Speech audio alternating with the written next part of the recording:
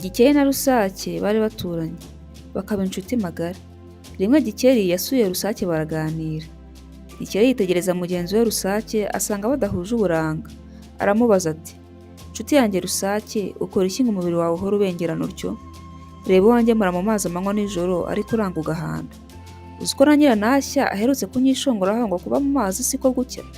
Ndifuza umubiri unoze nk'uwo wawe nanjye nkabihoha." Rusake abwira Gikeli ati: "Sinari nzi ko uruhu rwawe rugutera ipfunwe, ariko njye mbona ntacyo rugutwaye. Naho uburanga bwanjye uvuga ntibyoroshye kubugeraho.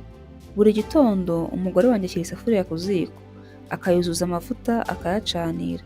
Yamara gucamuka, Rusake atararangiza kuvuga, Gikeli amuca mu ijambo ati: rekeraho wivunika nabyumvise. Nzabikurikiza nanjye mbihoho." Rusake yinginga Gikeli ngo akomeze amutege amatwi.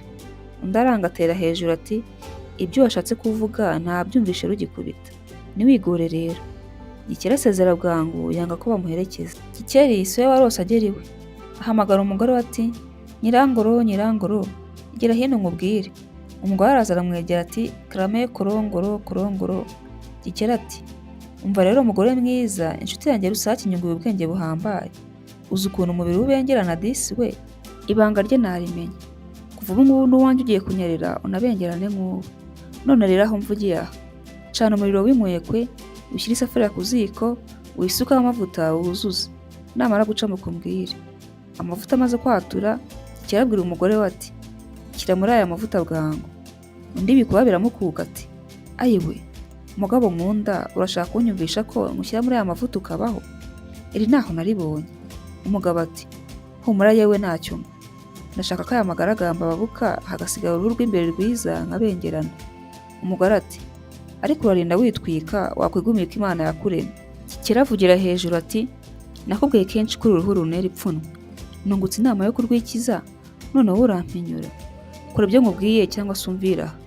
Umugore atsembera umugabo we yanga kumushyira mu mavuta. Gikeli abatura akego kari hafi aho, akegeka ku isafuriya iri ku ziko. Yurirana ubwira, ya safuriya itirimuka kuyishyiga, amavuta ashyushye amumeneka ku kuboko kurashya. Gikeli arahanuka agwana na ya ngazi aboroga ati: "Ororororo, orororo, Nyirangoro, Nyirangoro, nabara ndapfuye." Umugore avuza induru ahuruza abaturanyi. Baraza bamufasha komora umugabo we Gikeli. Gikeli abwira abari aho ati: "Murakoze kuntabara, nari mpfuye nzize inama mbi za Rusake." Rusake agwa mu kantu. Araterura n'ikiniga ati: "Bavandimwe, reka mbabwire uko byagenze. Mu gitondo nari kumwe na Gikeli tuganira. Mbona aranyitegereza bidasanzwe, bigeze aho arambaza ati: 'Ko mbona umubiri wawe unyerera ukanabengerana ukora iki?' Nangiye kumusobanurira, anca mu ijambo anyumvisha ko yamenye icyo nshaka kumubwira. Ansezeraho ikubagaho." Abari aho bamubariza icyarimwe bati: "Ubundi usubigenza ute?" Rusake ati: "Ubusanzwe umugore wanjye acambutse amavuta ngo yorohe. Yamara guhora akayansiga. Nkajya ku kazuba, uruhu rukayaga, rukanyerera rukanabengerana." Gikeli rero akimara kumva ijambo gucamutsa amavuta yahise andogoye. Aba aratashye, sinamenya impamvu yatumye agenda igitaraganya. Abaturanyi babyumvise bati: "Gikeli wari wizize. Jya ubanza utege amatwi ntugahubuke." Gikeli asaba mugenzi we Rusake imbabazi, ubucuti bwabo burakomeza. Sinjye wahera hahera umugani. Ndakwinze kora subscribe, ulayikinge. Niba video wayikunze unayisharinge. Ushobora kuduha igitekerezo muri comment. Umusanzu wanyu ni inkunga ikomeye cyane.